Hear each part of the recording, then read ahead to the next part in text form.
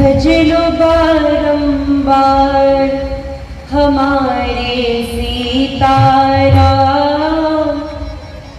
जीवन के आधार हमारे सीताराम। भज लो बारंबार हमारे सीताराम, जीवन के आधार हमारे सीताराम। भज लो बारंबार हमारे सीताराम, जीवन के आधार हमारे सीताराम। भज लो बारंबार हमारे सीताराम, जीवन के आधार हमारे सीताराम। भज लो बारंबार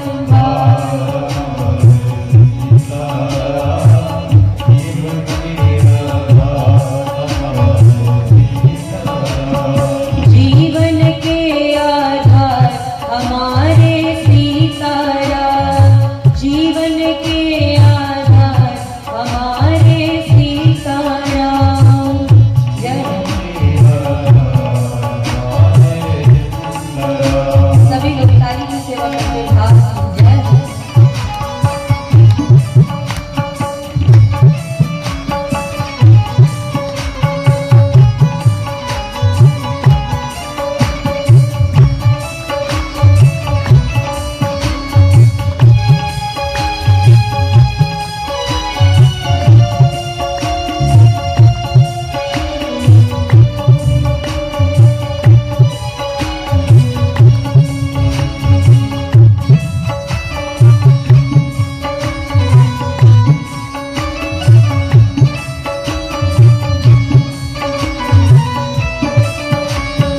चलते फिरते रोते गाते, सुख दुख में मन को समझाते। चलते फिरते रोते गाते, सुख दुख में मन चलते फिरते रोते गाते, सुख दुख में मन को समझाते। चलते फिरते रोते बस कहो पुकार पुकार हमारे सीताराम, जीवन के आधार हमारे सीताराम। बस कहो पुकार पुकार हमारे जीवन के आधार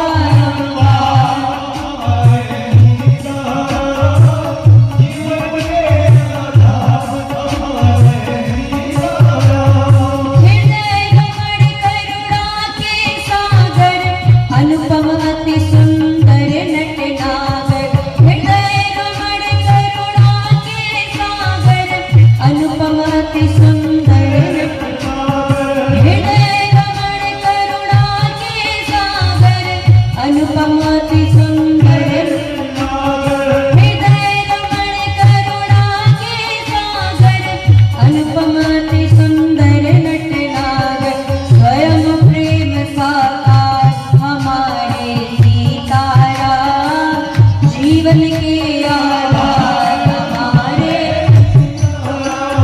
स्वयं प्रेम साकार हमारे सीताराम, जीवन के आधार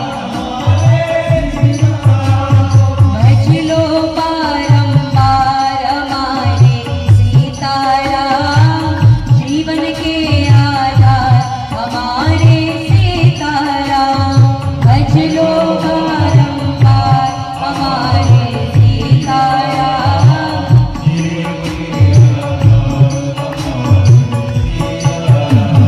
भज लो बारंबार हमारे सीताराम, जीवन के आधार हमारे सीताराम, भज लो बारंबार हमारे,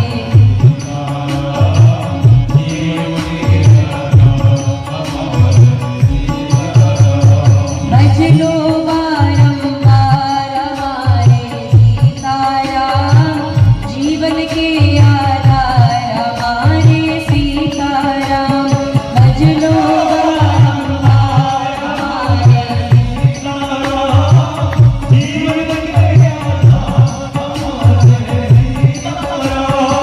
जीवन के आधार हमारे सीताराम, जीवन के आधार,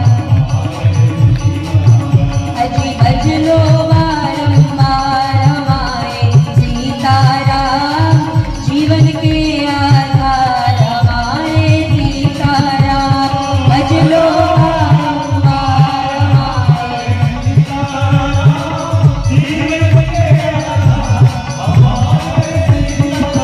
अज करते भव से पार हमारे सीताराम, जीवन के आधार हमारे सीताराम, अज करते भव से पार हमारे सीताराम, जीवन के आधार,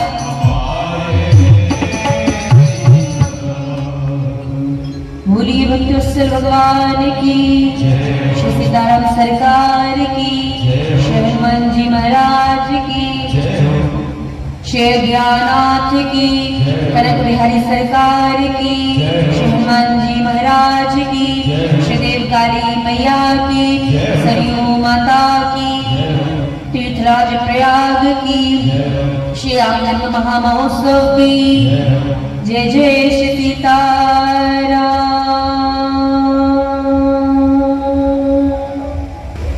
माता कौशल्या जी ने श्री रामचंद्र जी को चतुर्भुज रूप में आए देख प्रभु से निवेदन किया, हे प्रभु, माता पुनि बोली सो मति डोली, तजहु तात यह रूपा। प्रभु, इस रूप का त्याग करके, शिशु रूप धारण करके रुदन प्रारंभ करें। माता की आज्ञा प्राप्त कर भगवान ने चतुर्भुज रूप के स्थान पर शिशुवत होकर के सुनी वचन सुजाना, रोदन ठाना, भगवान ने दिव्य लीला प्रारंभ की। माता कौशल्या जी के भवन से बालक के रोने की आवाज सुनते ही माता के कई जी के भवन से भी एक बालक के रोने की आवाज सुनाई पड़ी। दासियां इधर उधर दौड़ने लगी कि किसके भवन में जाएं, कौन सा दरवाजा पहले खोलें। उसी समय माता सुमित्रा जी के भवन से भी दो बालकों के रोने की आवाज एक साथ आई। दासियां दौड़ करके बालकों के उस रुदन को सुनकर के दशरथ जी के पास पहुंची और बधाई देते हुए कहने लगी, महाराज आपको बधाई हो, एक नहीं चार पुत्रों का आगमन इस अयोध्या के राजमहल में हो चुका है। और दशरथ जी ने जैसे ही लाला के जन्म की बात सुनी, दशरथ जी एक बार भगवान की इच्छा से दशरथ जी को पूर्व जन्म के ज्ञान के कारण, उनकी तपस्या प्रेम के कारण एक बार तो दशरथ जी को याद आया कि जाकर नाम सुनत शुभ होई। जिनका नाम सुनने से शुभ हो जाता है, अशुभ दूर हो जाता है, जो मंगल भवन अमंगलहारी है, क्या सचमुच में उनका आगमन मेरे घर में हुआ है? जाकर नाम सुनत शुभ होई, मोरे गृह आवा प्रभु सोई। क्या सचमुच में वही भगवान, वही परमात्मा जिनके नाम को सुनने मात्र से अमंगल दूर चला जाता है, क्या वो मेरे भवन में आए? लेकिन दासियों के उस बधाई को सुन करके दशरथ जी सब भूल गए और दशरथ पुत्र जन्म सुनी काना। बड़ा विचित्र गोस्वामी जी ने प्रसंग प्रारंभ कर दिया। गोस्वामी जी महाराज 3 प्रकार से भगवान के जन्म की बात को बता रहे हैं। दशरथ पुत्र जन्म सुनी काना, और जब माता कौशल्या जी ने स्तुति की, विप्रधेनु सुर संतहित लीन मनुज अवतार। यही प्रश्न माता पार्वती जी का है कि अगर वो निर्गुण ब्रह्म है तो उन्होंने सगुण रूप से अवतार लिया, सगुण होकर के आए, लेकिन सगुण बने तो मनुष्य रूप बनाने के बाद उनका तो अवतार हुआ होगा, और अगर मनुष्य रूप से उनका जन्म हुआ है तो फिर वो ब्रह्म कैसे हो गए? अर्थात ब्रह्म का अवतार होता है, न कि जन्म, और अगर जन्म हुआ है तो वो ब्रह्म नहीं। कर्तुम अकर्तुम अन्यथा कर्तुम भगवान है, जो हो सकता है, जो नहीं हो सकता है, जो कल्पना से भी परे है। भगवान की इच्छा मात्र से सारे कार्य संपादित हो जाते हैं। अगर वो ब्रह्म जिसने इस पूरी सृष्टि को बनाया, महाराज एक सृष्टि हो तो बात समझ में भी आती है, पर एक सृष्टि तो है ही नहीं, एक ब्रह्मांड तो है ही नहीं। भूगोल में पढ़ाया जाता है महाराज की आकाश गंगा सहित मिला करके एक पूरा आकाश गंगा और ये ब्रह्मांड है, जिसे अंग्रेजी में गैलेक्सी कहा जाता है, आज की भाषा में यूनिवर्स कहा जाता है। तो ऐसे एक यूनिवर्स में अर्थात एक ब्रह्मांड ही नहीं है। भगवान निर्गुण निराकार ब्रह्म एक ब्रह्मांड के देवता नहीं है। तो रोम रोम प्रतिलागे कोटि कोटि ब्रह्मांड, जिनके एक रोम कूप में करोड़ों करोड़ों ब्रह्मांड समाहित है। अब आप विचार कीजिए कि उन ब्रह्म का स्वरूप कितना बड़ा होगा। यानी कि एक ब्रह्मांड नहीं, अनंत ब्रह्मांड जिनके एक रोम कूप में समाहित हो जाए, अर्थात जो भगवान का एक रोम कूप का जो छिद्र है, उस छिद्र भर में ही कोटि कोटि ब्रह्मांड समाहित हो जाए। भगवान इतने विशाल रूप में है, अब उसकी तो कल्पना भी नहीं की जा सकती। विज्ञान, अब तो विज्ञान ने भी मान लिया कि एक ब्रह्मांड नहीं है, एक गैलेक्सी नहीं है, एक यूनिवर्स नहीं है, अनेकानेक यूनिवर्स है।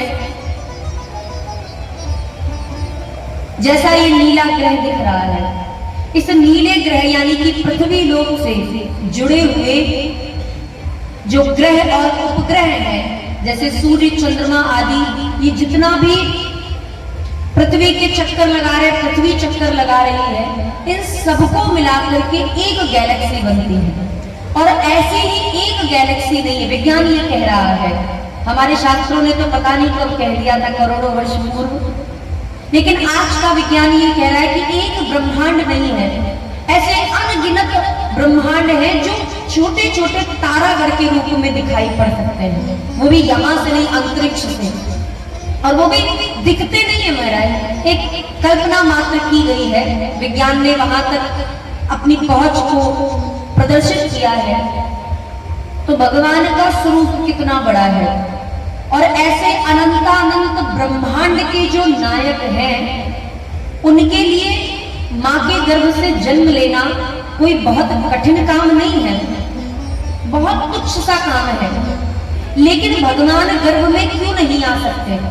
प्रश्न तो ये है कि इतने बड़े जगत नियंता, जगत कारक भी माता के गर्भ में क्यों नहीं आ सकते?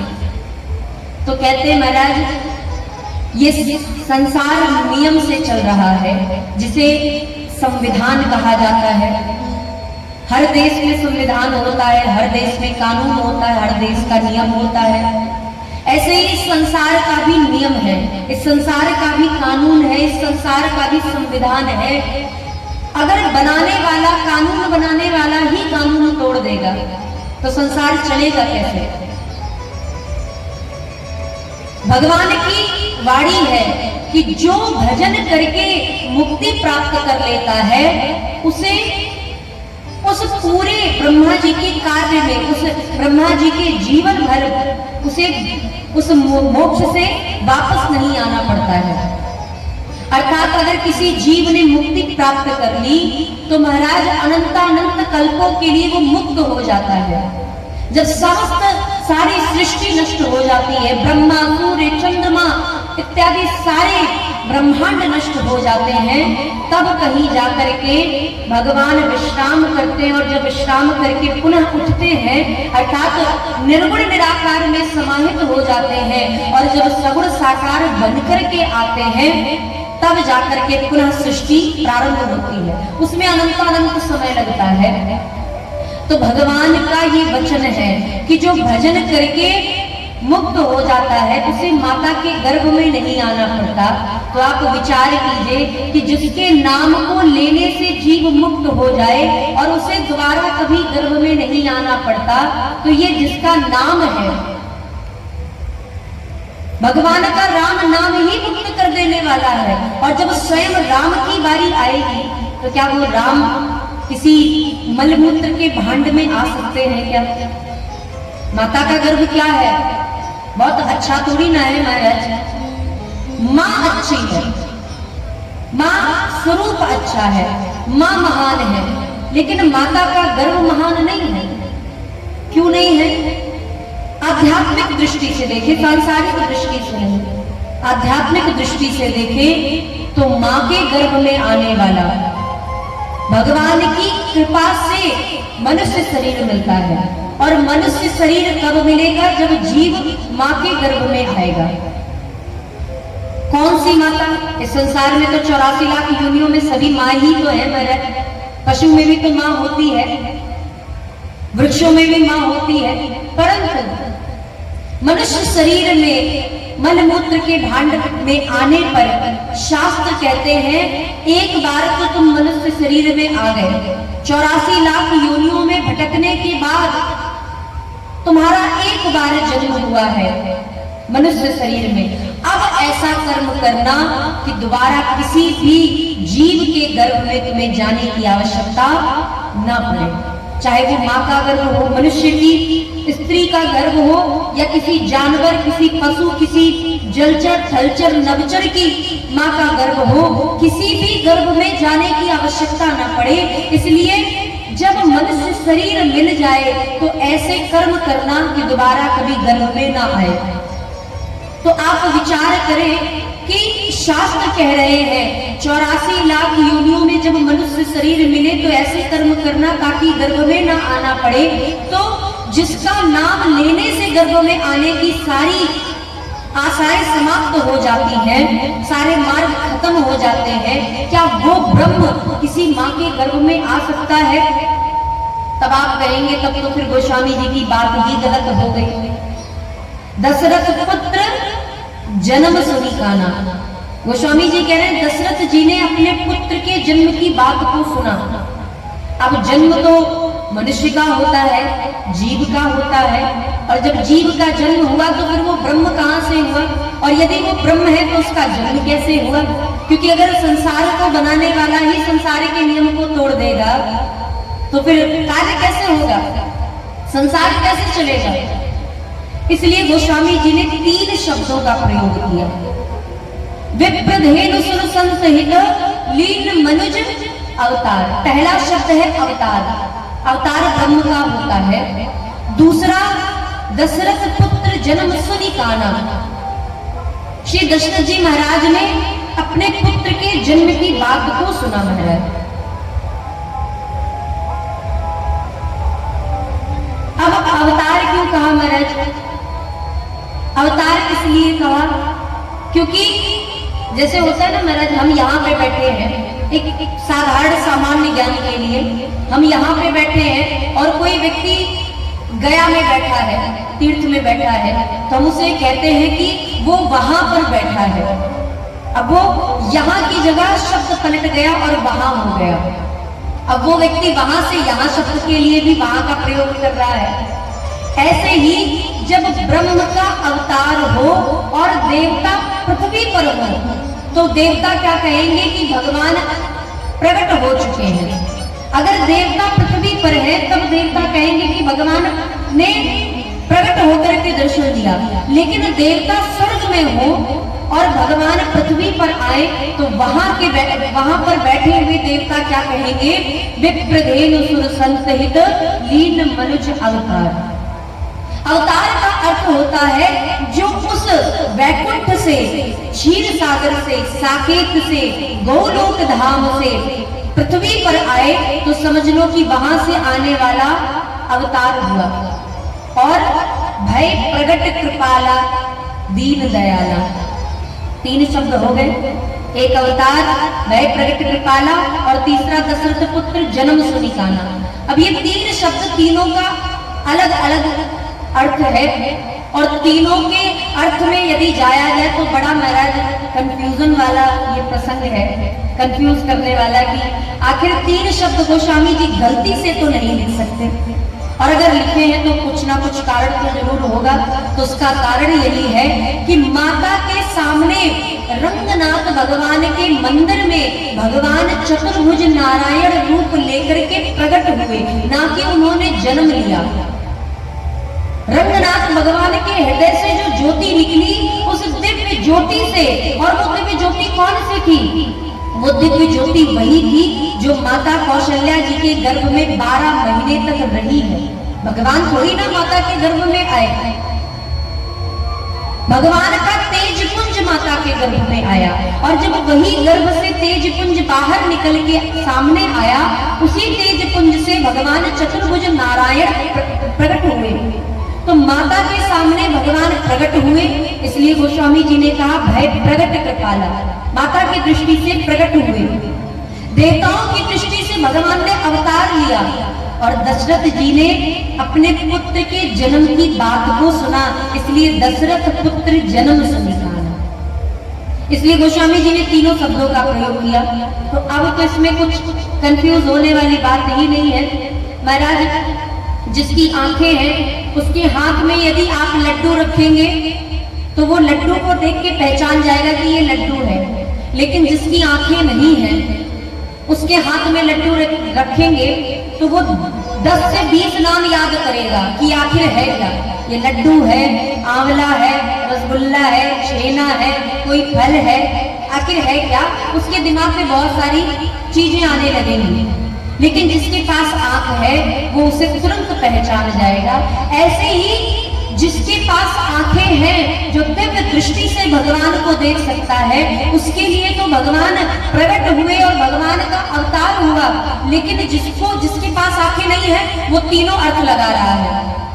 प्रकट भी भगवान को प्रकट समझ रहा है, भगवान का अवतार भी समझ रहा है और भगवान का जन्म भी समझ रहा है।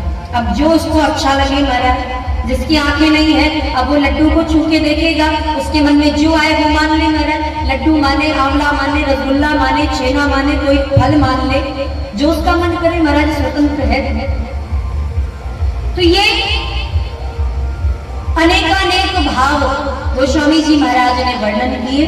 अब हमारा जो मन करेगा, दशरथ जी को पुत्र जन्म की बात इसलिए लगी क्योंकि दशरथ जी ने पूर्व जन्म में जब मनु के रूप में अवतार लिया था, जन्म लिया था, तो मनु जी ने वरदान मांगा था, मोहि बड़ मूड कहे किन कोई।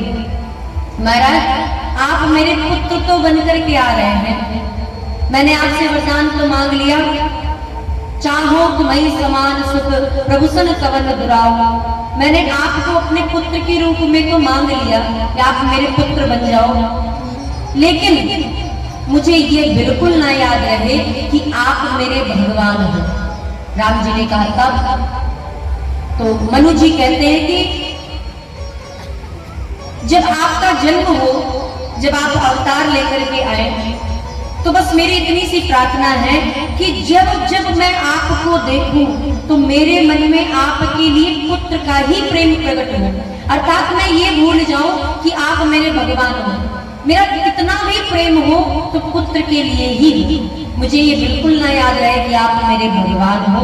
इसीलिए जब रामचंद्र जी का अवतार हुआ तो दशरथ जी के दिमाग में एक बार वो तेज पुंज प्रकट हुआ, जिससे दशरथ जी ये विचार कर रहे हैं कि जाकर नाम सुनत शुभ होई, मोरे गृह आवा प्रभु सोई। क्या जिनका नाम सुनने से शुभ हो जाता है, क्या वो भगवान मेरे घर पे आए हैं? याद तो आया, लेकिन वरदान मांगे थे, इसलिए तुरंत गोस्वामी जी कहते हैं कि दशरथ पुत्र जन्म समीकाना। दशरथ जी भूल गए, और ऐसा भूले, ऐसा पुत्र के प्रति प्रेम हुआ दशरथ जी का कि महाराज दशरथ जी महाराज ने अपने प्राणों का त्याग भगवान के जाने पर, वनवास जाने पर, राम राम कही राम कही, राम राम कही राम, तन परि हरि रघुवर विरह, राव गयो सुरधाम। इतना प्रेम बढ़ा लिया दशरथ जी ने राम जी के प्रति कि जब राम जी वन को चले गए तो दशरथ जी ने अपने प्राणों का त्याग कर दिया। अच्छा, दशरथ जी गए तो क्या कौशल्या जी के मन में राम जी के प्रति प्रेम कम था? भाई दशरथ जी ने अपने प्राणों का त्याग कर दिया राम जी के जाने पर, लेकिन माता कौशल्या जी के प्राण रह गए। सुनने में तो ये आता है, देखने में तो ये आता है, अनुभव में तो ये आता है कि पिता से 10 गुना ज्यादा माताएं अपने पुत्र को प्रेम करती हैं। तो क्या कौशल्या जी राम जी को प्रेम नहीं करती थी? क्या राम जी के 14 वर्ष वनवास जाने की बात को सुनकर के कौशल्या जी को नहीं लगा कि मुझे भी अपने प्राणों का त्याग कर देना चाहिए? तो कौशल्या जी ने अपने प्राणों का त्याग क्यों नहीं किया? अथवा दशरथ जी के जिस प्रकार प्राण निकल गए, माता कौशल्या जी के प्राण पखेरे क्यों नहीं उड़ गए? इसलिए नहीं उड़े क्योंकि कौशल्या जी अभी तो भूल गई है कि राम जी मेरे भगवान हैं। क्योंकि जब राम जी शिशु रूप में आए और राम जी ने रोना प्रारंभ किया, माता के मन में ममत्व प्रकट हो गया, वात्सल्य प्रकट हो गया, और उस वात्सल्य में माता कौशल्या जी भूल गई कि अरे ये तो मेरे भगवान हैं। वे भूल गई कि ये मेरे इष्ट हैं और उन्हें अपना पुत्र का प्रेम देने लगी।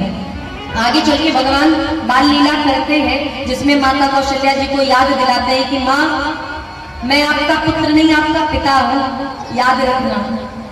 आपने वरदान मांगा था, दशरथ जी ने वरदान मांगा था कि मुझे यह संसार वाले कितना भी बड़ा मूर्ख क्यों ना कहे, लेकिन मेरे मन में आपके प्रति जो प्रेम हो वो पिता और पुत्र का हो। लेकिन शत्रुपा जी ने कहा नहीं प्रभु, मुझे ये याद रहे कि आप मेरे भगवान हैं।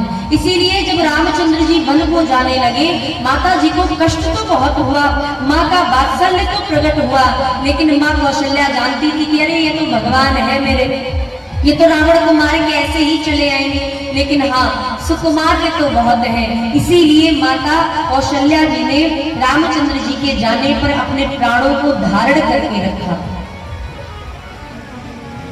तो ऐसे श्री दशरथ जी महाराज ने जब राम जी के जन्म की बात, अब प्रकट होने की बात, अवतार की बात को सुना, तो दशरथ जी को ये नहीं लगा कि भगवान प्रकट हुए हैं, भगवान का अवतार हुआ है।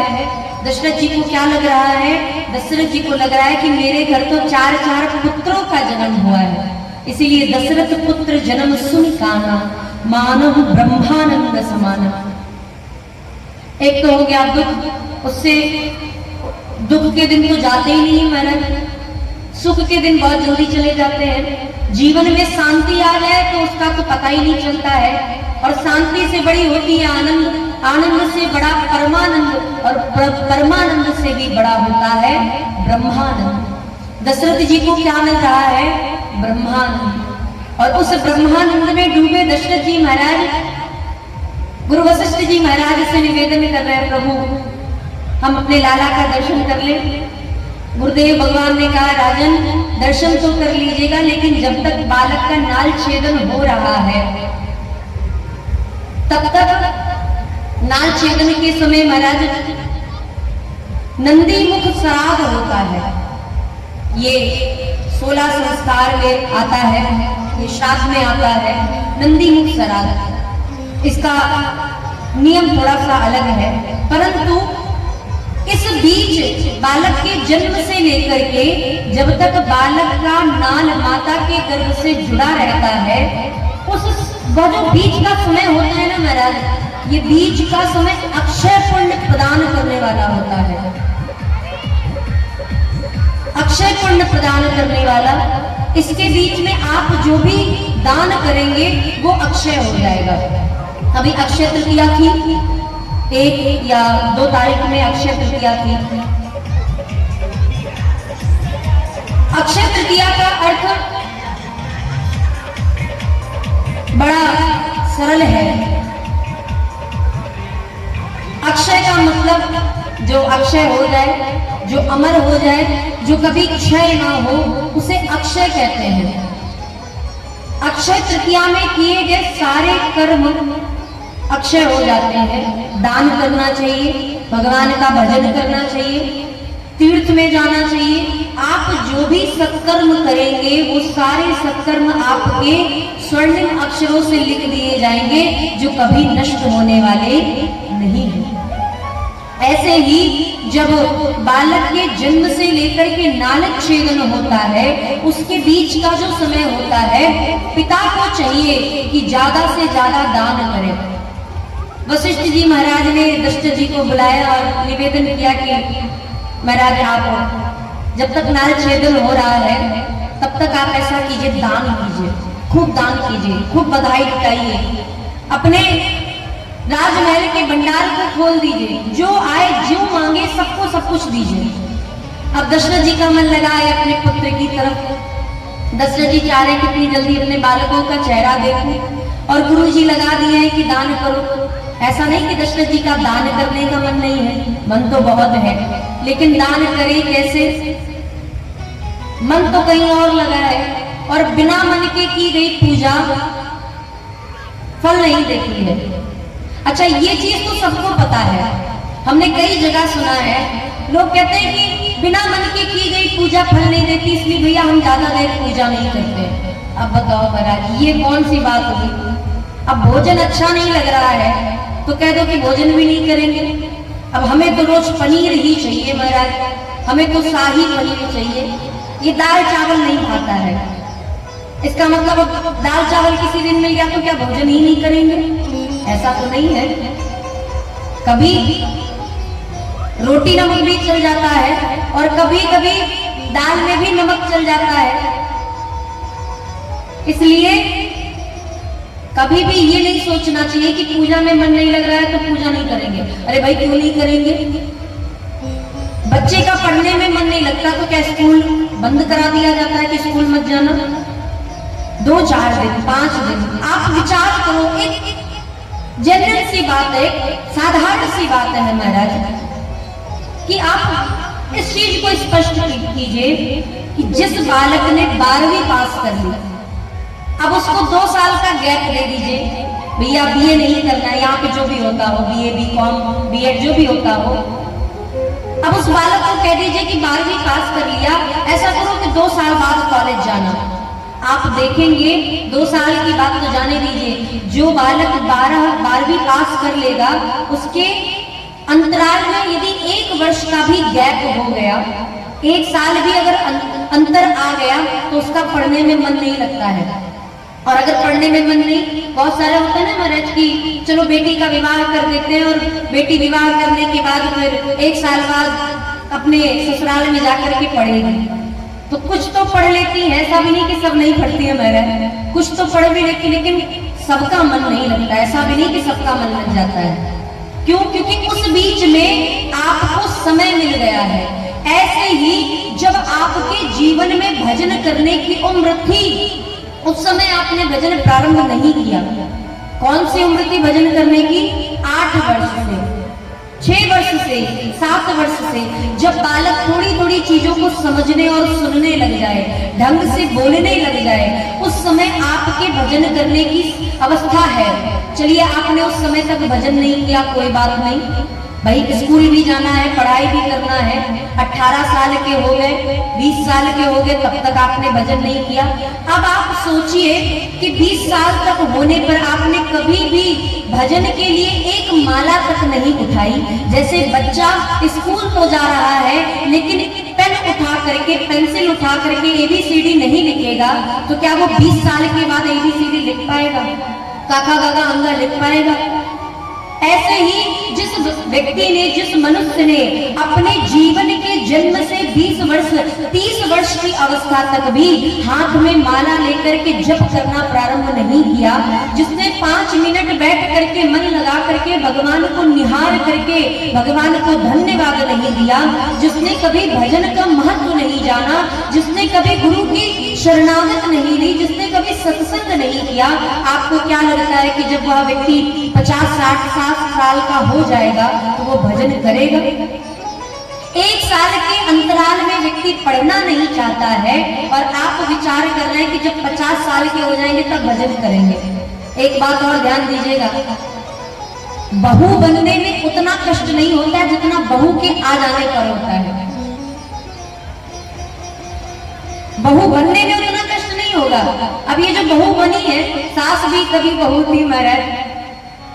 जो बहुएं हैं, जब ये सास बनेंगी तब इन्हें पता चलेगा कि अरे हमारा तो वो भी समय सही था। हाँ, ये था कि सासू माँ कुछ ताने मारती थी, कुछ कहती रहती थी, हमेशा कुछ ना कुछ रोकती टोकती थी, लेकिन वो समय सही था। ऐसे ही ये जो समय है 50 साल के बाद का समय है। हमने आपसे उस दिन भी निवेदन किया था, जब व्यक्ति 50 साल का हो जाता है, भले आपने कभी भी संगीत ना सीखा हो, लेकिन आपकी हड्डियों से राग निकलते हैं महाराज। कभी इधर से आवाज आती है मधुर मधुर, कभी उधर की हड्डी बोल रही है, कभी उधर की कमर से आवाज आ रही है महाराज, कभी गर्दन टेढ़ी हो गई, कभी महाराज बैठे बैठे भगवान का भजन करने लग गए तो नींद आने लग गई, सोने लग गए। कथा में बैठे तो मन ही नहीं लग रहा है। क्यों नहीं लग रहा है? अब कमर दर्द हो रही, घुटने दर्द हो रहे, घुटने का दर्द देखे कि कथा को सुने। एक उम्र होती है भगवान का भजन करने की, और उस उम्र पे यदि आपने भजन प्रारंभ नहीं किया तो फिर 50 साल की उम्र में भजन नहीं हो पाएगा। आपको लगता है यहाँ पे जितने भी यजमान जी बने हैं, ये कहीं ना कहीं अपने उस युवावस्था की जिम्मेदारियों से थोड़ा सा निवृत्त हो चुके हैं। अब उनको पढ़ाई की चिंता नहीं, बहुत ज्यादा व्यवसाय की चिंता नहीं, तो अब लग रहा है कि चलो भगवान का भजन कर लिया जाए। अब बुद्धि आ रही है, और हम यही की बात नहीं कर रहे, यहाँ के यजमान की बात नहीं कर रहे महाराज, हर जगह की बात कर रहे हैं। हमारे अयोध्या जी की भी बात कर रहे हैं, हम हर स्थान की बात कर रहे हैं कि जब व्यक्ति 50 से ऊपर जाने लगता है तो लोगों को लगता है कि भजन करना प्रारंभ करें, अब मंदिर जाना शुरू करें। अरे भाई, बचपन में काका गागा अंगा नहीं पढ़े तो क्या लगता है कि 50 साल की उम्र में जाकर के राम नाम सीख लेंगे? प्रहलाद जी ने गुरुकुल में गुरुजी पढ़ाते थे कुछ और प्रहलाद जी अपने बालकों के साथ लेकर के चले जाते थे और श्रीमन नारायण का जाप करने लगते थे, भजन करने लगते थे। बालकों ने एक दिन पूछा, बोले प्रहलाद तुम ये क्या नाम लेते रहते हो? तो प्रहलाद जी ने कहा हम भगवान का भजन कर रहे हैं। क्यों कर रहे हो? बोले मुक्ति के लिए। तो मुक्ति करने के लिए अभी भजन करना जरूरी है? बोले हाँ अभी करना जरूरी है। बोले हमने तो सुना है कि जब उम्र हो जाए तो बुढ़ापे तक भगवान का नाम यदि एक बार निकल आए तो मुक्ति मिल जाती है, तो बुढ़ापे में कर लिया जाएगा। प्रहलाद जी ने कहा अगर तुम्हारा अभी से मन नहीं लगा तो बुढ़ापे में मन नहीं लग पाएगा। तो कहने का तात्पर्य महाराज, ये जो हमारा जीवन है ये बहुत कम समय का है।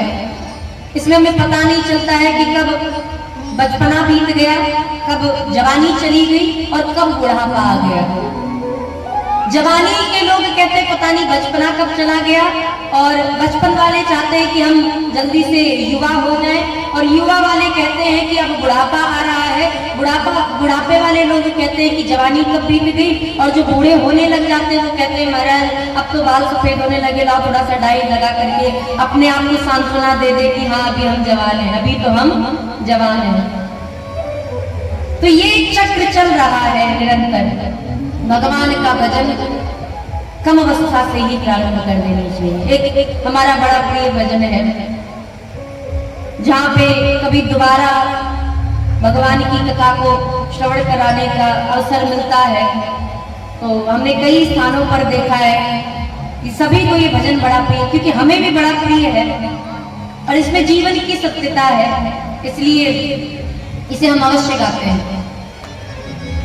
भजन करो मस्त जवानी में, बुढ़ापा किसने देखा है। भजन करो मस्त जवानी में, बुढ़ापा किसने देखा है। भजन करो मस्त जवानी में, भजन करो मस्त जवानी में, बुढ़ापा किसने देखा है। भजन करो मस्त जवानी,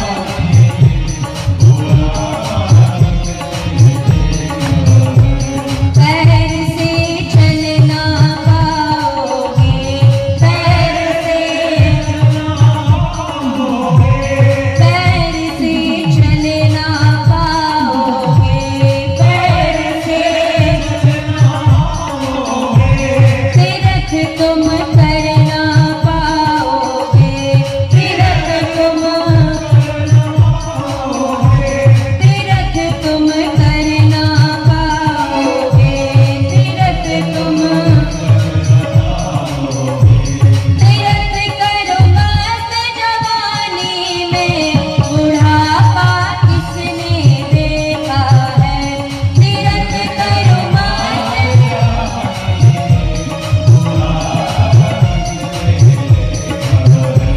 तीरथ करो मस्त जवानी में, बुढ़ापा किसने देखा है। तीरथ करो मस्त जवानी में, बुढ़ापा किसने देखा है। जय हो।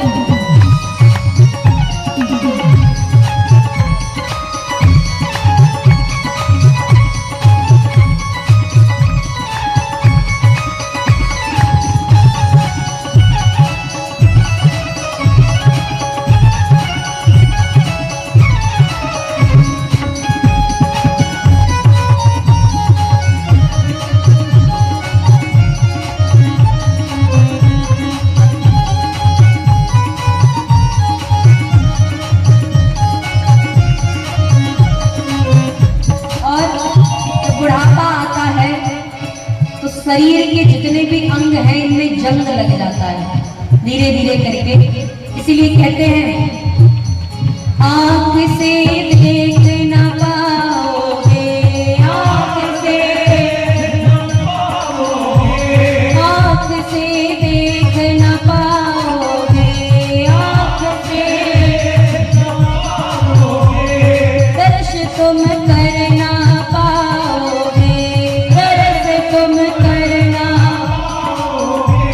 दर्श तुम कर ना पाओगे, दर्श तुम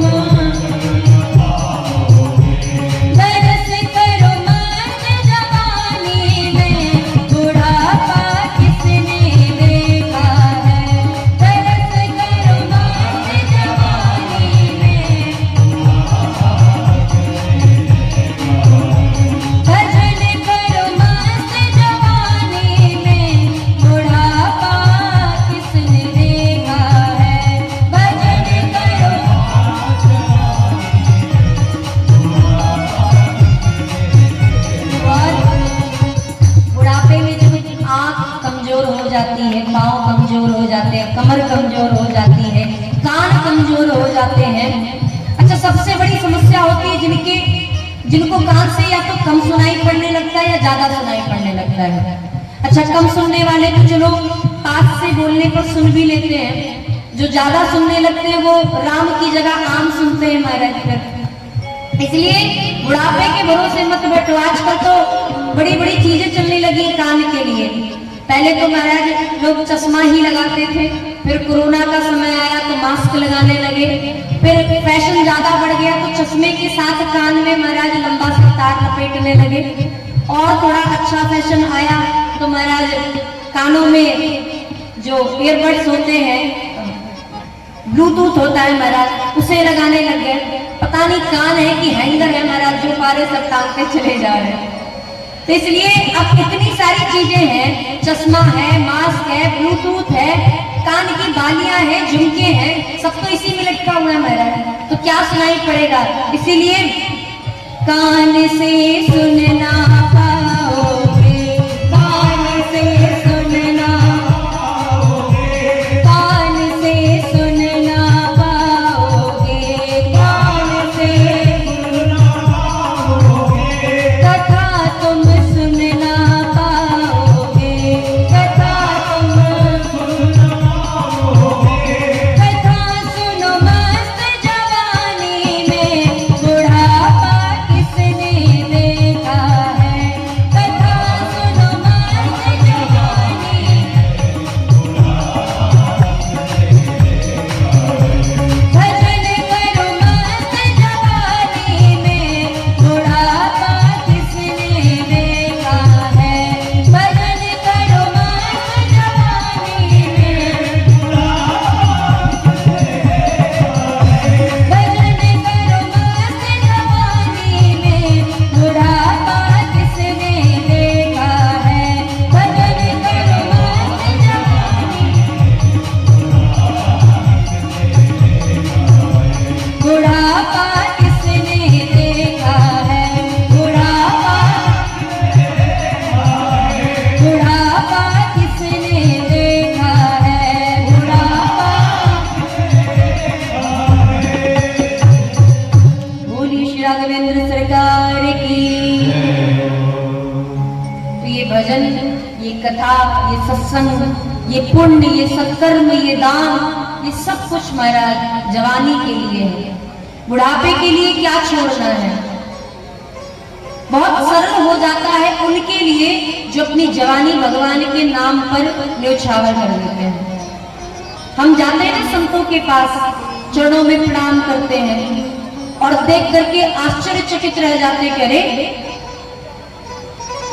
ये संत तो 80 साल की उम्र में भी बैठ करके 4 घंटे भजन कर रहे हैं। कैसे कर रहे हैं महाराज? उनके शरीर में कोई अलग सी मशीन थोड़ी ना फिट की गई है। अरे जो हड्डी मांस का शरीर हमारा आपका बना है, वही हड्डी मांस का शरीर उनका भी बना है। वो 4 घंटे बैठ करके, 10 घंटे बैठ करके भी भजन कर लेते हैं। कुछ संतों का तो नियम भी बड़ा विचित्र है। रात्रि के 2 बजे उठ जाते हैं महाराज, और 2 बजे उठ करके सरयू जी में जाकर के स्नान करते हैं। हमारे अयोध्या जी के संत रात्रि में 2 बजे उठ करके जाते हैं, पैदल पैदल जाते हैं नित्य प्रति, और 3 बजे सरयू जी से स्नान करके लौट के आते हैं, और 7 बजे तक, 8 बजे तक, कुछ संत तो 10-10, 11-11 बजे तक बैठ के माला का जाप करते हैं। 1 लाख नाम जब तक जप नहीं कर लेंगे तब तक अपने आसन से उठते नहीं है महाराज। 1 लाख नाम। यहाँ पे कह दिया जाए कि महाराज आपको नित्य प्रति 2 माला जप करनी है। 108 दाने की माला होती है, 1 माला, और 2 माला जप करनी है। अरे महाराज समय ही नहीं मिलता, गृहस्थ आश्रम में जानते हैं, बच्चों को स्कूल, पति को ड्यूटी। पर ध्यान दीजिएगा, इस संसार में सबसे सरल और सबसे सुंदर कोई आश्रम है तो वो है गृहस्थ आश्रम। आपने कभी नोटिस किया हो, कभी ध्यान दिया हो, जो पहले रामायण दिखाई जाती थी टीवी पर, संडे संडे धारावाहिक के रूप में चलते थे महाराज, आपने उसमें देखा होगा कि ऋषि मुनि महात्माओं का विवाह होता था कि नहीं होता था? और उसमें उनकी जो भार्या होती थी, जो धर्म पत्नी होती थी, ऋषिवर बैठ करके भजन करते थे और उनकी पत्नी उनकी सेवा करती थी। क्यों करती थी? चाहती तो वो भी बैठ के भजन कर सकती थी, भाई दोनों पति पत्नी बैठ के भजन कर रहे हैं, क्यों नहीं करती थी? क्योंकि पति के द्वारा किए गए सत्कर्म में 50% हिस्सा पत्नियों को मिल जाता है। अब आप कहेंगे ये तो संविधान में लिखा है, भारत के संविधान में बाद में लिखा गया, आजादी के बाद। हमारे मनुस्मृति में पहले ही लिख दिया गया था मेरा, मनुष्यों का कि मनुस्मृति ही संविधान है, तो मनुस्मृति में पहले ही लिख दिया गया। शास्त्रों में पहले से लिखा है, वेद पुराण में पहले से लिखा है कि पति जो भी कर्म करते हैं, जो भी का मतलब केवल सत्कर्म से, पॉजिटिव में लीजिएगा, नेगेटिव में मत जाइएगा मेरे, यानी कि जो पुण्य करते हैं उसी का फल मिलता है। पाप करने में पति के साथ पत्नी की हिस्सेदारी नहीं होती है। आप चाहे गांठ बांध करके सत्कर्म करो, चाहे बिना गांठ बांधे सत्कर्म करो, पत्नी को आपके अकाउंट से 50% पत्नी के अकाउंट में ट्रांसफर हो जाएगा। उसके लिए किसी बैंक मैनेजर की आवश्यकता नहीं है। लेकिन पति जो पाप करेगा उसमें पत्नी का हिस्सा नहीं है। पत्नी जो पाप करेगी उसमें पति का हिस्सा है। आप कहेंगे बड़ा अन्याय हुआ पतियों के साथ मेरा है, मतलब पति पाप करे तो पत्नी को नहीं मिल रहा है, पत्नी कर रही है तो पति को अच्छा अपने आप से मिल जा रहा है। क्यों मिल रहा है? इसलिए क्योंकि पति के आश्रित है उसकी पत्नी। पर ये भी ध्यान दीजिएगा, जो पत्नी होगी उसी के पाप मिलेंगे, और जो कहने के लिए पत्नी बाद में, आजकल तो बड़ा अच्छा व्यापार चल रहा है, कहना नहीं चाहिए,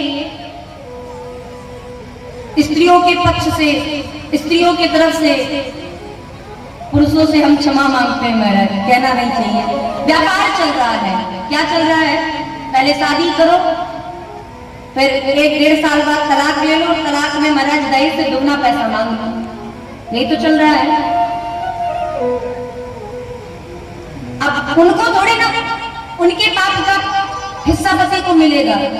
पत्नी का मतलब है जो अपने पति को पतन के मार्ग से बचा ले, ऐसी पत्नी का ही पाप पति को मिलता है।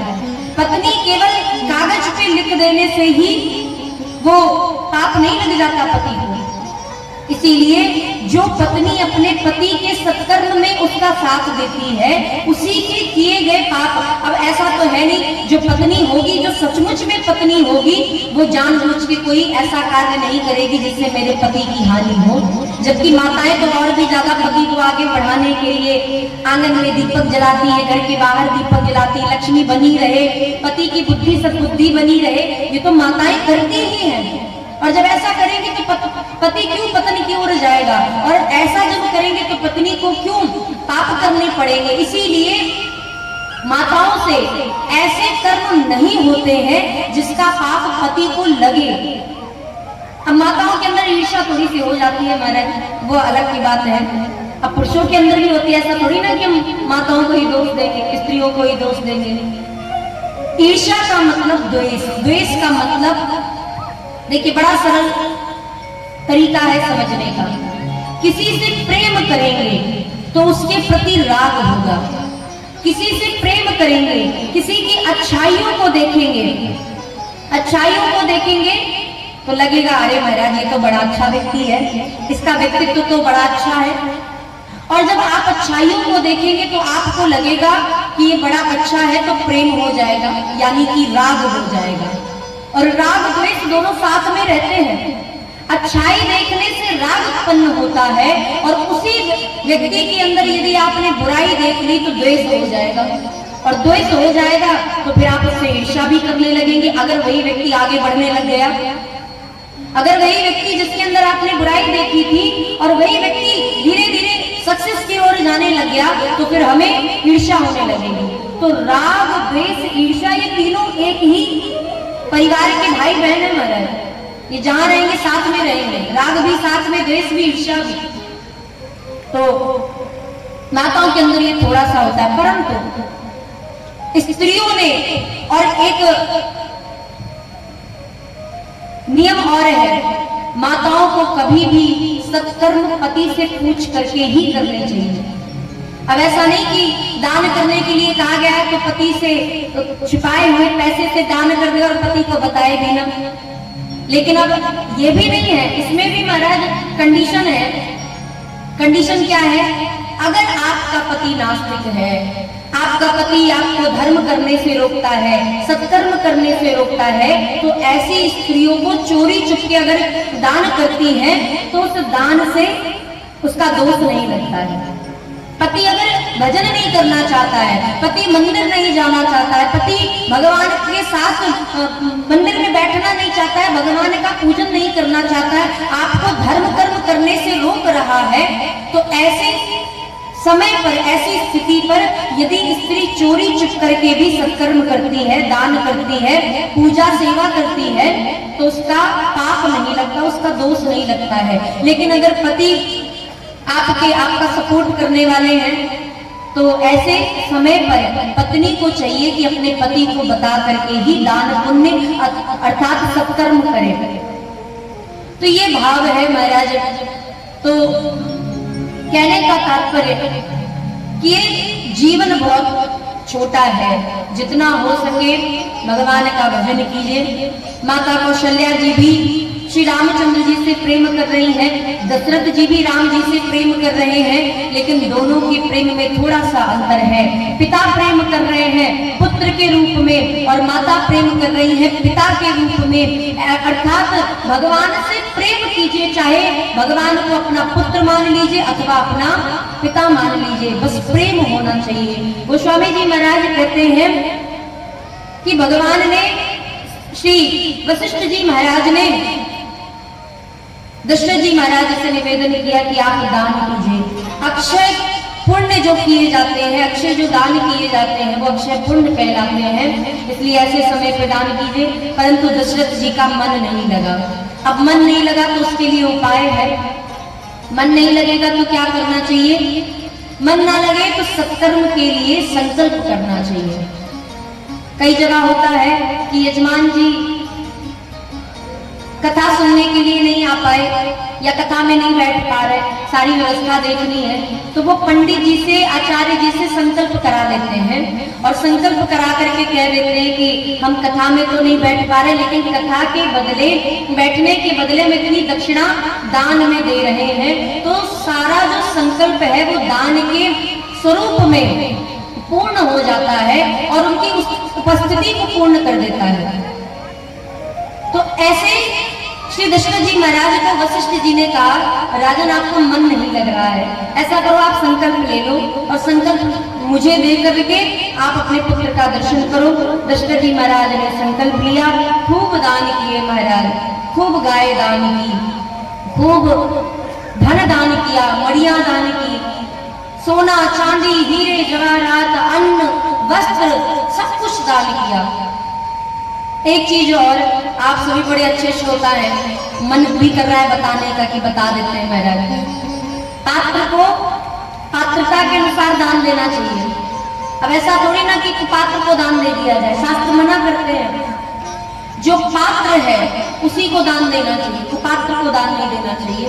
तो आप सभी पात्र हैं, इसलिए निवेदन है, हमने गुरुदेव भगवान के मुख से सुना है, पढ़ा है कि व्यक्ति को, मनुष्य को अपने जीवन में एक बार बछड़े के सहित अथवा बछिया के सहित, उसके बछड़े के साथ एक बार दूध देने वाली सुंदर गाय अपने जीवन में जरूर दान करनी चाहिए। एक बार, कुछ भी दान कीजिए या ना कीजिए, लेकिन एक बार गौदान जरूर कीजिए, क्योंकि गौदान का बड़ा महत्व है।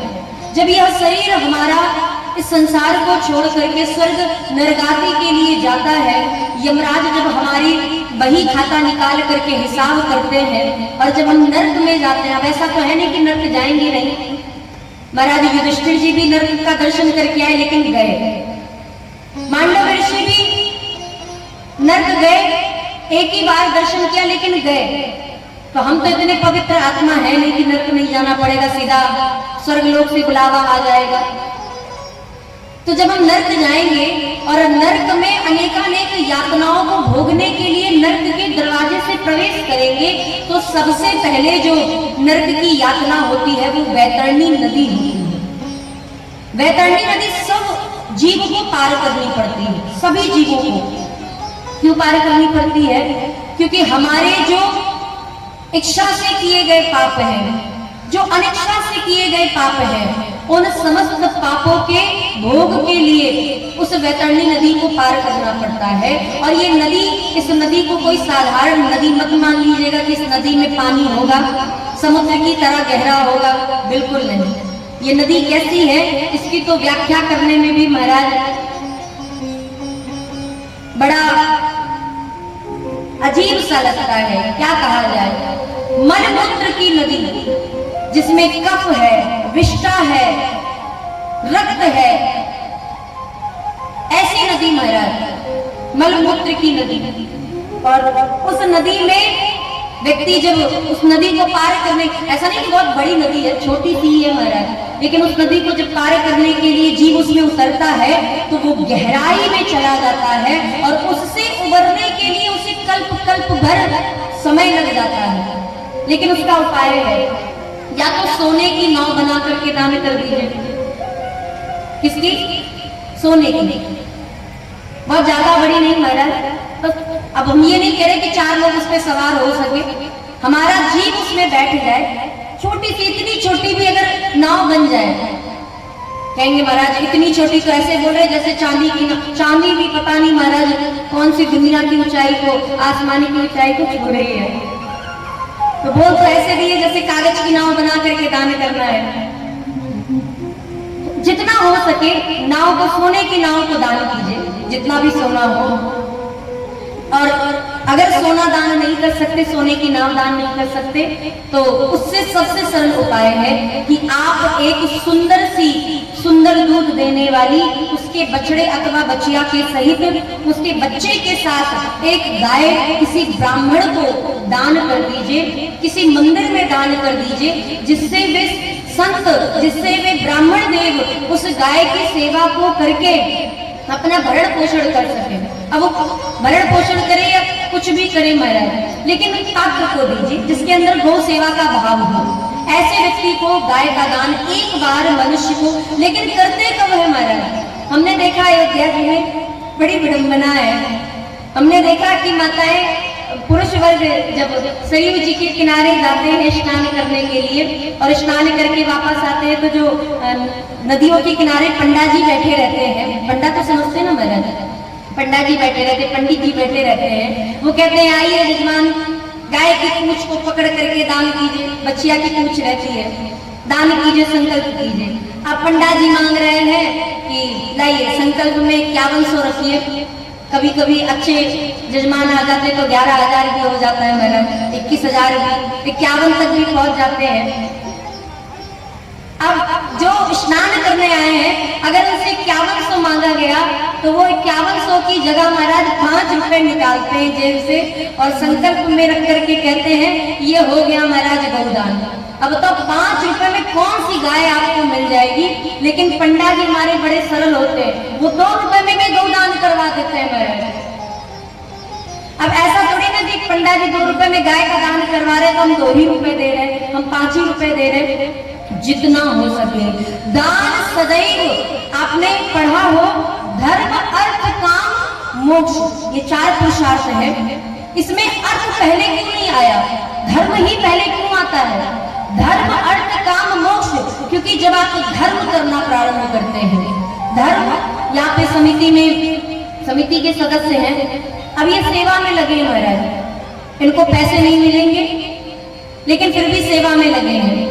यहाँ पे बहुत सारे ऐसे भी लोग हैं जो कथा प्रारंभ होने के पहले आके महाराज झाड़ू लगा के चले जाते हैं, झाड़ू की सेवा कर गए, कुछ है रोड पे सेवा कर रहे हैं, कुछ मंदिर में चले गए, कुछ भोजन की, इनको पैसे नहीं मिल रहे महाराज, लेकिन ये सेवा कर रहे हैं, ये धर्म कर रहे हैं। और धर्म करने के लिए पैसे की आवश्यकता नहीं होती है, इसलिए पहले धर्म कीजिए। जब आप धर्म करेंगे तो आपके पास अर्थ अपने आप से आने लगेगा, और जब अर्थ आने लगेगा तो फिर से धर्म कीजिए, और धर्म करने के बाद अपनी कामनाओं को पूर्ण कीजिए, और कामनाओं को पूर्ण करने के बाद अपने आप से ही आपको मोक्ष मिल जाएगा।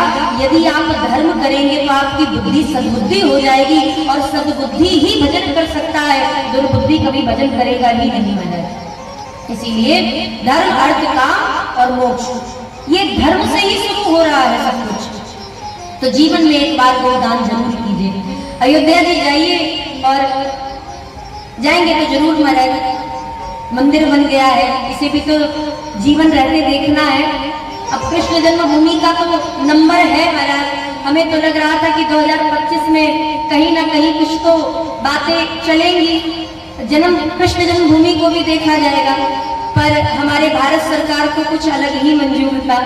बोले महाराज पहले तो अब सिंदूर ऑपरेशन करना पड़ेगा, क्योंकि जब तक ये सिंदूर ऑपरेशन होगा नहीं तब तक महाराज जन्मभूमि, अरे जन्मभूमि में बैठे भगवान कृष्ण भी तो सिंदूर ऑपरेशन के लिए बैठे रहे होंगे महाराज, कि कोई बात नहीं, आप पहले सिंदूर ऑपरेशन कर लो, उसके बाद मंदिर तो बनता रहेगा महाराज।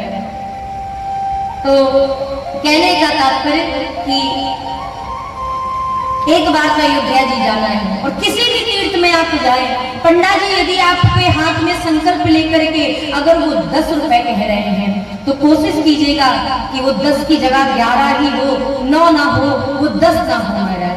अगर वो 21 कह रहे हैं तो 22 ही कीजिएगा, लेकिन उससे ज्यादा दीजिएगा, क्योंकि जितना पुण्य तीर्थ की नदी के किनारे बैठने वाले पंडा को देने का है ना महाराज, उतना आप 100 ब्राह्मणों को भोजन करा देंगे तो भी फल नहीं मिलेगा। आपके घर में आते हैं ना ब्राह्मण भोज खिलाते हैं ना महाराज, वो 100 ब्राह्मण का भोज कराइए, 100 ब्राह्मणों को भोजन कराइए, और एक नदी के किनारे जो पंडा जी बैठे जिन्हें तीर्थ पुरोहित कहते हैं, उन्हें आप एक दिन का भोजन खिला के चले आइए, आप दान कर दीजिए, आपको 100 ब्राह्मणों से ज्यादा भोजन कराने का फल मिल जाएगा।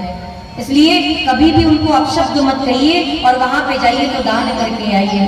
तो ऐसा भी दान होता है, गौ दान कर लिया, लेकिन अपने जीवन में गौ दान अवश्य कीजिए। तो हाटक देव वसन मणि नृप विप्रन कह दी, हाटक सोना दिया महाराज, धेनु मतलब गाय दिया, वसन मतलब वस्त्र दिए। और इस प्रकार गोस्वामी जी महाराज कहते हैं दशरथ जी दान पे दान किए जा रहे हैं। अयोध्या जी के बाहर के जो लोग थे उनको दान मिला, उन्होंने भी कुछ न्यौछावर दी, लेकिन जो अयोध्या जी के अयोध्यावासी थे उन्होंने दशरथ जी से बधाई ले ली, और अपने घर में जो धन रखा था उसको ले जाकर के न्यौछावर करने लगे।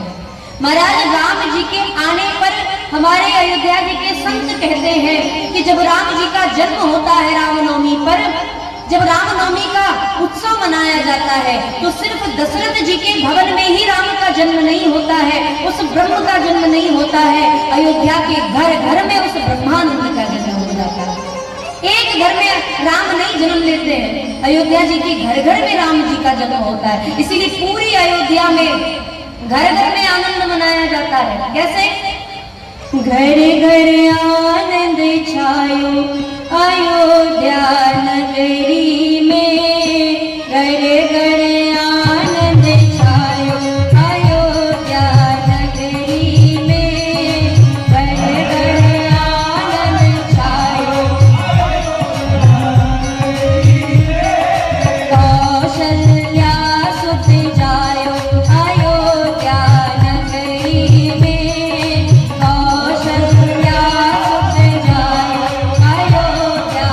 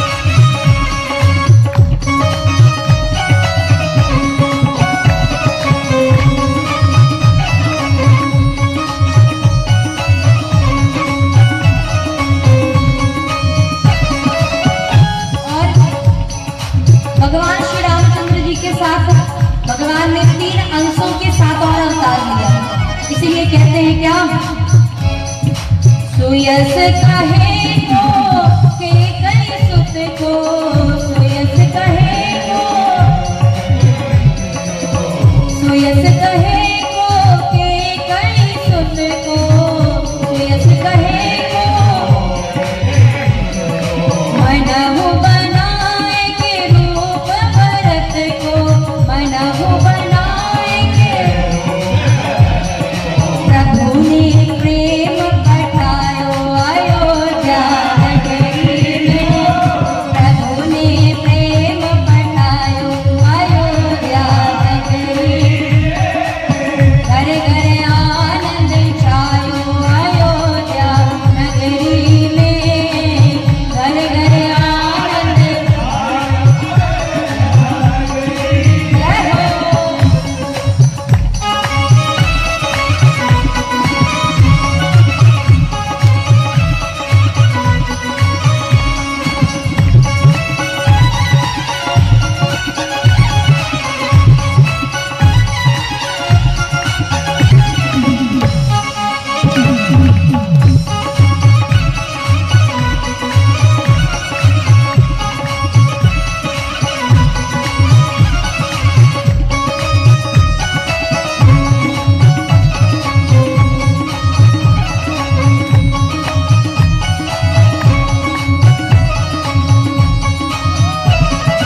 लखन शत्रुघ्न नख सिखनी के, लखन शत्रुघ्न, लखन शत्रुघ्न नख सिखनी के, लखन दुई सुत मातु सुमित्रा जी के, दुई सुत मातु दुई सुत मातु सुमित्रा जी के, दुई सुत सोबरन देखि न जायो अयोध्या नगरी में, सोबरन देखि न जायो अयोध्या नगरी, कौशल्या सुत जायो अयोध्या नगरी में, कौशल्या सुत जायो अयोध्या नगरी, राय हो।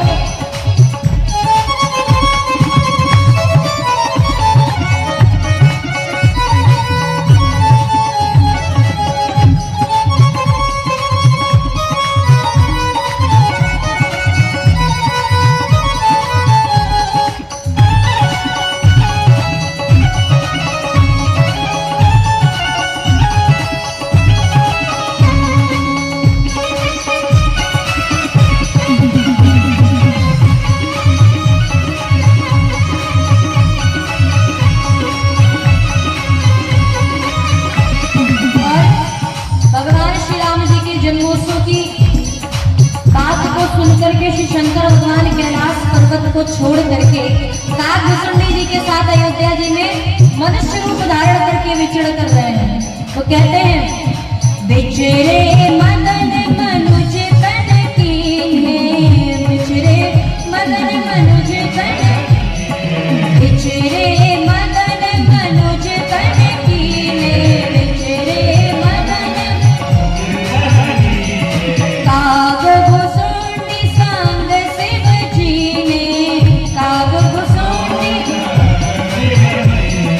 काग भुसुंडी संग शिव जी ने, काग भुसुंडी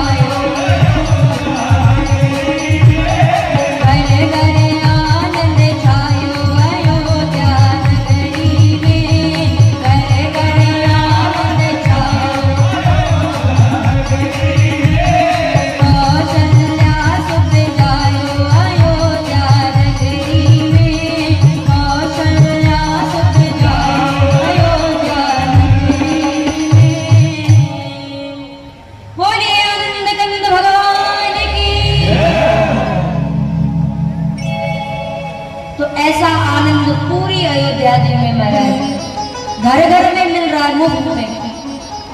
राम जी का जन्म दशरथ जी के महल में ही नहीं, हर मनुष्य के घर घर में, हर मनुष्य के हृदय में हुआ है। दशरथ जी महाराज न्यौछावर करने लगे। बांटते बांटते दशरथ जी थक गए। किसी ने पूछा कि दशरथ जी कब तक बांटेंगे? वशिष्ठ जी ने कहा कुछ पता नहीं है। क्यों? बोले महाराज जब तक दशरथ जी का भंडार खाली नहीं हो जाएगा दशरथ जी महाराज बांटते रहेंगे। तो फिर पूछा गया कि कब तक खाली होगा? बोले वो तो भगवान जाने, पता नहीं क्या हो गया है, भंडार तो खाली ही नहीं हो रहा महाराज। तो वशिष्ठ जी ने देखा कि दशरथ जी लुटाए जा रहे हैं, लुटाए जा रहे हैं महाराज, लेकिन अभी तक आधे पर भी नहीं पहुंचे हुए, अर्थात अभी तक आधा भंडार भी नहीं खाली हुआ। तो वशिष्ठ जी ने अपने पिता ब्रह्मा जी से पूछा। बोले पिताजी ये बताइए कि दशरथ जी का भंडार कब खत्म होगा? बेचारे बड़े चिंतित हैं और उनकी चिंता हमसे देखी नहीं जा रही, क्योंकि हमारे यजमान हैं, हम उनके पुरोहित। तो आप बताइए। ब्रह्मा जी ने कहा अच्छा तो लक्ष्मी जी पहुंच गए? वशिष्ठ जी ने कहा कि कहाँ पहुंच गई? ब्रह्मा जी ने कहा वशिष्ठ जी लक्ष्मी जी मेरे पास आई थी और उन्होंने आकर के मुझसे कहा कि ब्रह्मा जी आपने तो पूरी सृष्टि बनाई है, तो अयोध्या जी को भी आपने देखा ही होगा।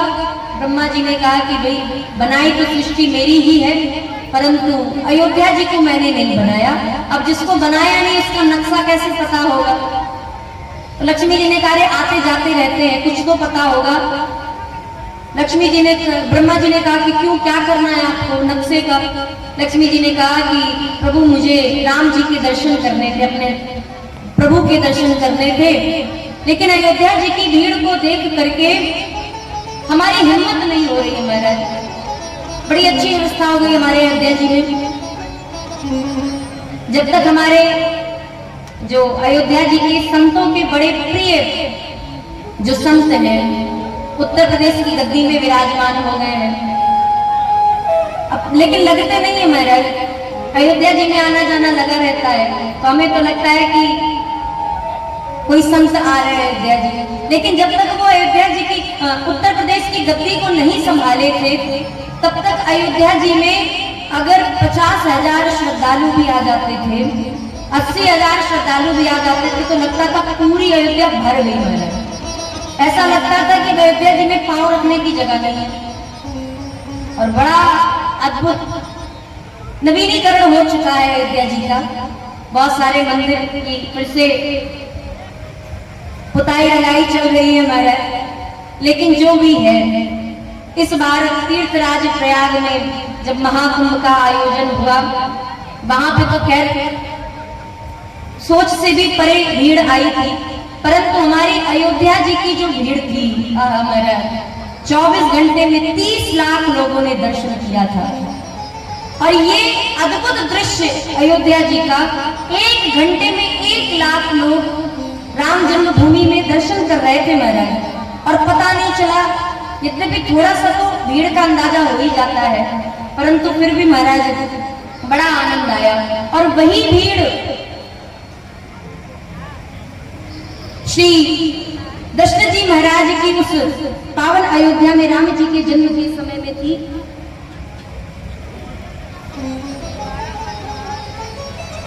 लक्ष्मी जी ने प्रश्न किया कि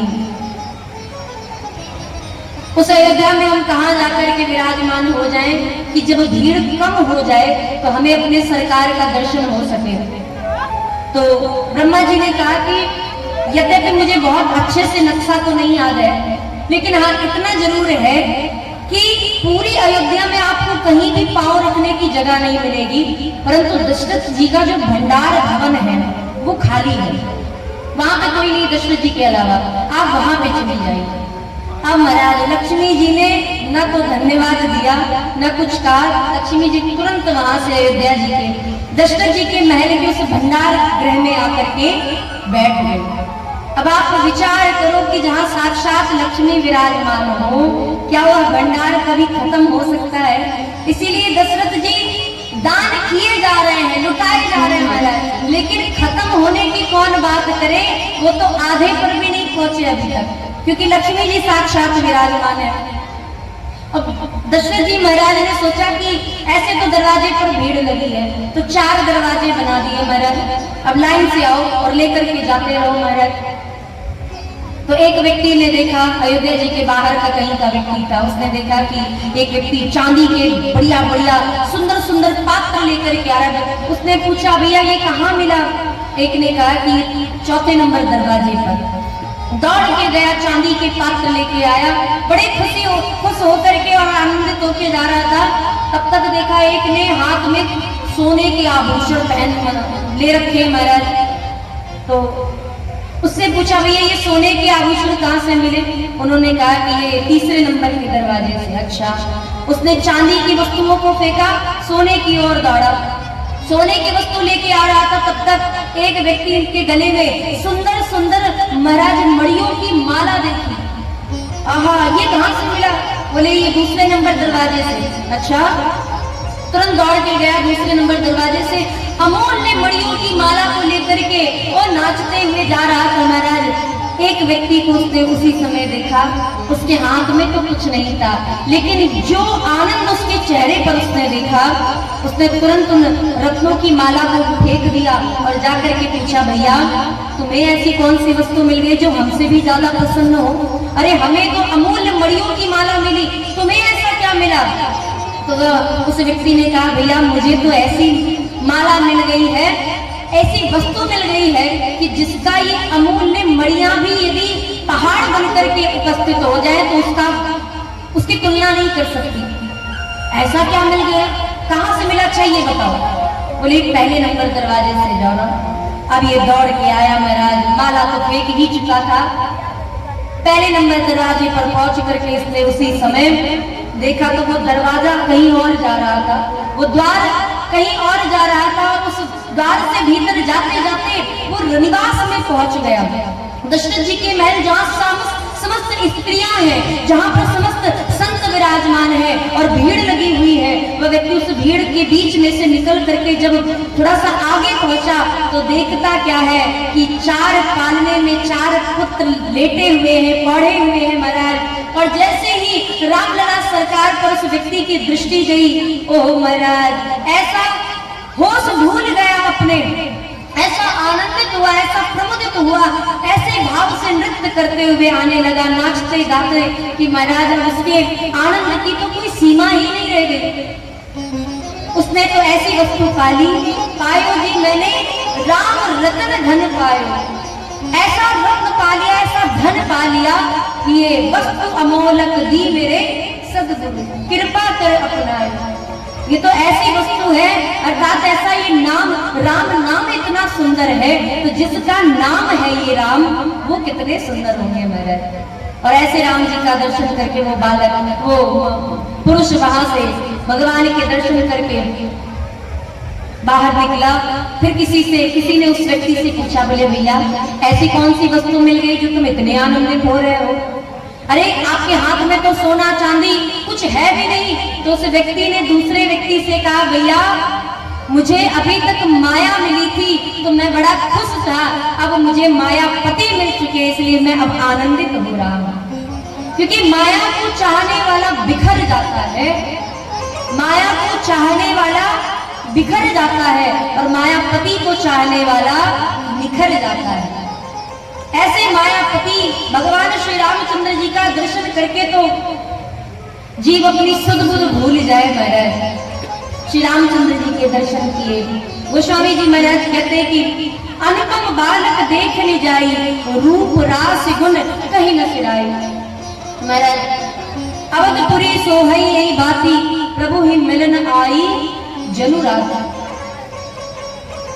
केवल होली में अबीर गुलाल थोड़ी ना उड़ाए जाते हैं महाराज। हमने कई कथाओं में देखा है कि लोगों को बताना नहीं पड़ता है, भगवान के जन्म में बधाई के साथ, सुठौरा के साथ, वस्त्र इत्यादि के साथ अबीर और गुलाल भी लेकर के आते हैं। क्यों? क्योंकि राम जी के जन्म में भी अबीर और गुलाल लगाया जाता है महाराज। अवधपुरी सोहई यही बाती, प्रभु ही मिलन आई जनु राती महाराज। और अगर धूप बहुजन अधियाय भगवान के जन्मोत्सव में इतना अबीर और गुलाल उड़ाया गया कि आकाश में सूर्य का जो प्रकाश था वो भी कहीं न कहीं लुप्त हो गया। सूर्य भगवान को दिख ही नहीं रहे राम जी। अब महाराज इतना अबीर गुलाल उड़ा दिया गया कि प्रभु ही मिलन आई जनुराती, मानो भगवान से मिलने के लिए रात्रि आ गई, इतना अंधेरा हो गया आकाश में। अब सूर्य भगवान बैठे हैं और भगवान सूर्य के और श्री रामचंद्र जी के बीच में अबीर और गुलाल है। सूर्य भगवान ने कहा मुझे राम जी दिखाई नहीं पड़ते, मैं यहाँ से नहीं जाऊंगा। अब सूर्य भगवान अपने रथ को लेकर के अड़ गए महाराज। ना तो सूर्य भगवान को राम जी के दर्शन हो पा रहे हैं और ना अरुण जी को भगवान के दर्शन हो पा रहे हैं। अब रथ के साथ सारथी के साथ सूर्य भगवान अपने स्थान पर खड़े हो गए और कब तक खड़े रहे?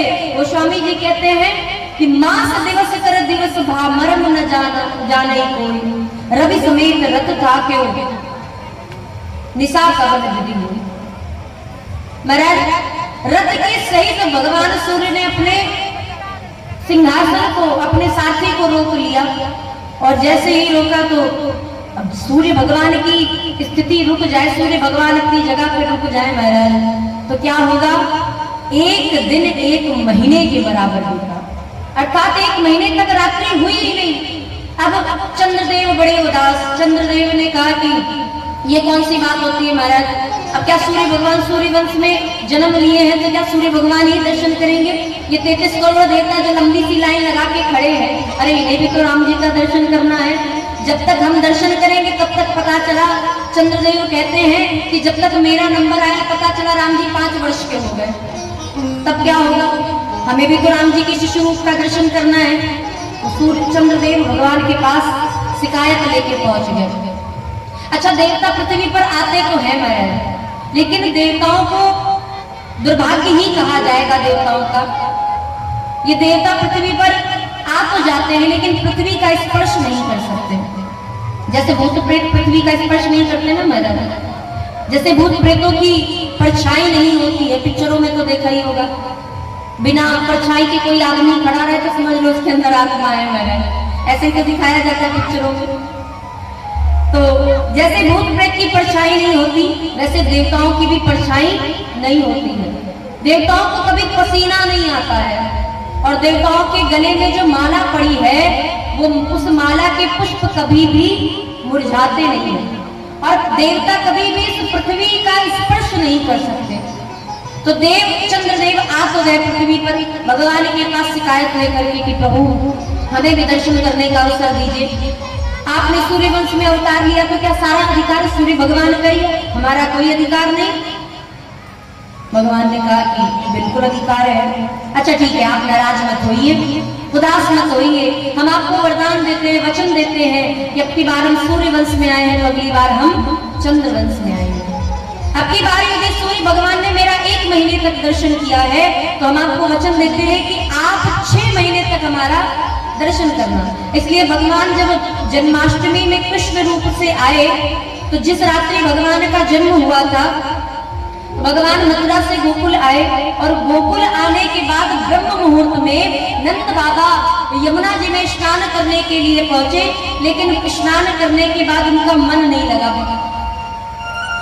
महाराज ओम नमो भगवते वासुदेवाय का जाप कर रहे थे, लेकिन जाप करते करते माला से और कुछ निकल रहा है। अब ही तो भयो नए आगे की पतो नए, अभी तो भयो नए आगे की पतो नए। अब माला में ये चल रहा है महाराज, पता नहीं लाला का जन्म हुआ कि नहीं हुआ, अभी का तो पता नहीं, आगे की पता नहीं महाराज, अभी का तो पता नहीं, आगे का पता नहीं। नंद बाबा का ऐसा भजन देख करके ठाकुर जी जब गोकुल आ गए और वसुदेव जी मथुरा को चले गए, भगवान ने रोना शुरू किया। महाराज सुनंदा जी ने आकर के नंद बाबा को खबर दी और वहां से लेकर के, क्योंकि वो ब्रह्म मुहूर्त का समय था, चंद्रदेव का ही समय था, वो रात्रि ही थी, इसलिए सूर्यदेव प्रकट ही नहीं हुए। 6 महीने तक ब्रह्म मुहूर्त में ही उत्सव मनाया गया महाराज, 6 महीने तक रात्रि रही। चंद्रदेव कहे अब तो महाराज अब तो हमारा समय, अब तुम दर्शन करेंगे, 6 या 7 महीने भी हो जाएंगे तो कोई कुछ कहने वाला नहीं।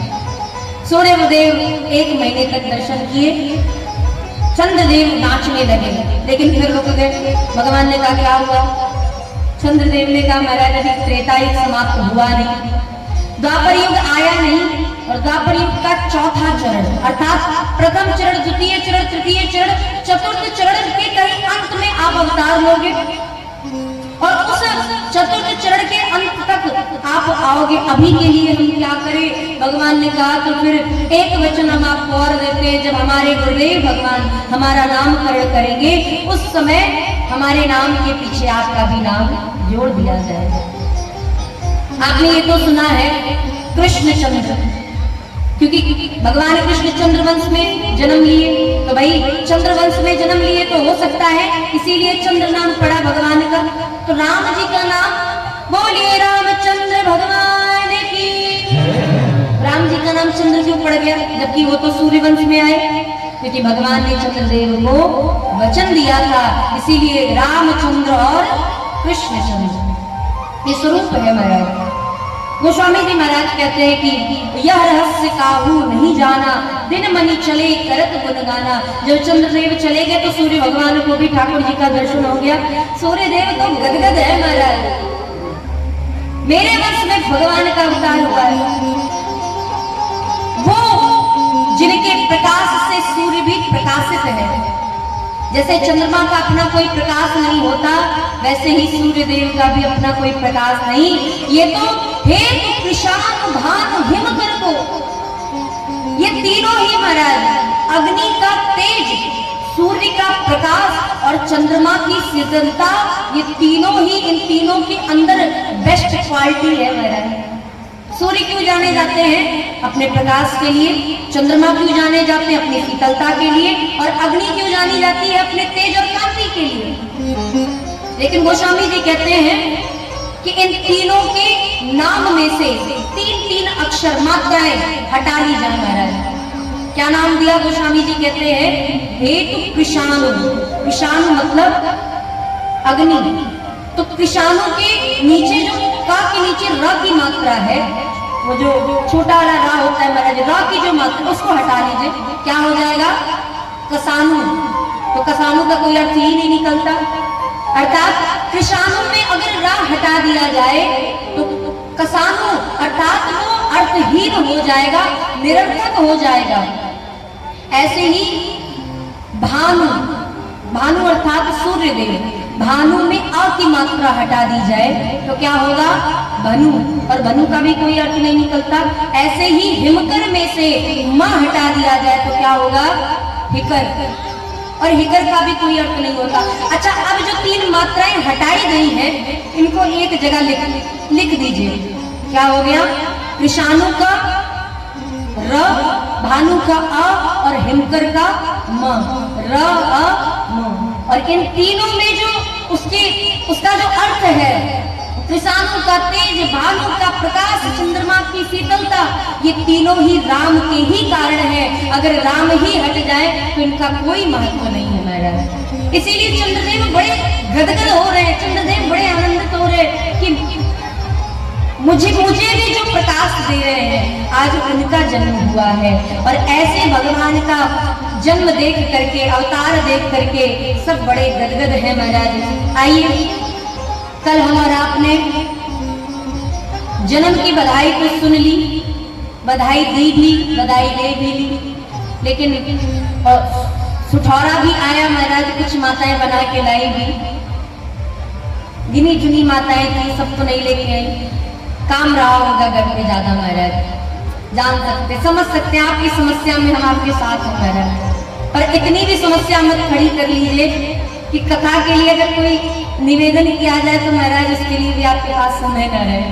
अब हम किसी दिन कह दें कि आज शाम को कथा प्रारंभ होगी और रात्रि 12 बजे तक चलेगी, तो फिर पता चले माता कहते नहीं महाराज हम 12 बजे तक तो नहीं बैठ पाएंगे, सुबह हमको जल्दी उठना होता है। इतनी भी समस्याएं मत खड़ी कर लीजिए, इतने भी गृह जंजाल में मत फंस जाइए।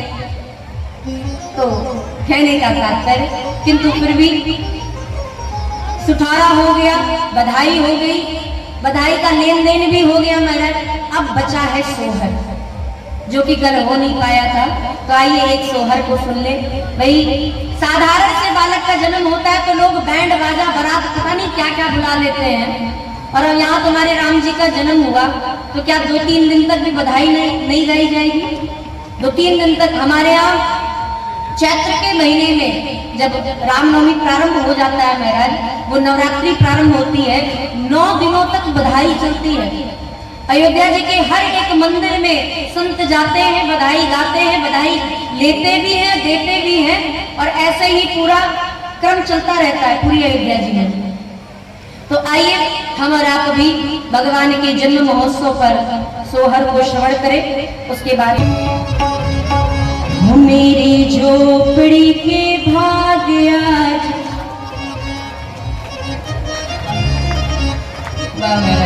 याद है सब, तुरंत ताली बजने लगी। मेरी झोपड़ी के भाग्य आज खुल जाएंगे, राम आएंगे।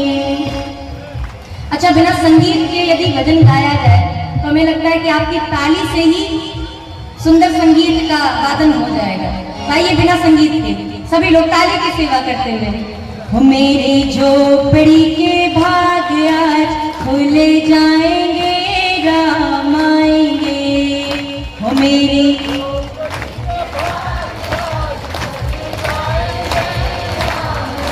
और जोर से, मेरी झोपड़ी के भाग्य आज खुल जाएंगे, राम आएंगे। मेरी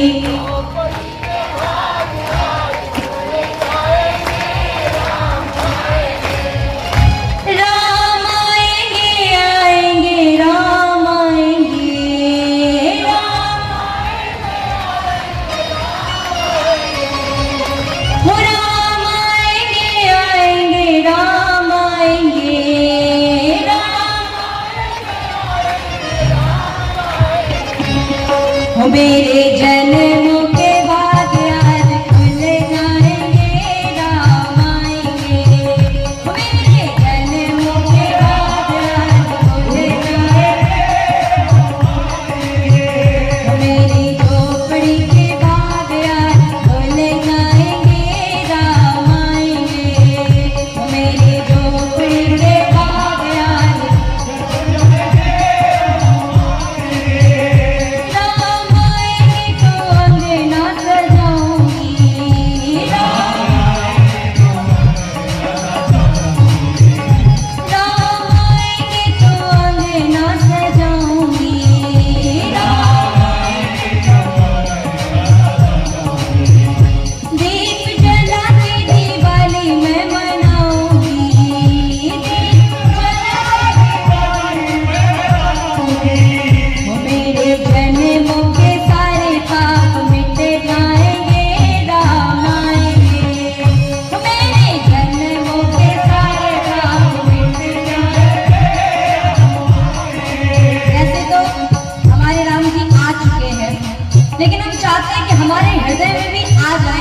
इसलिए सबरी जी के भाव से सबको प्रार्थना करनी है। मेरे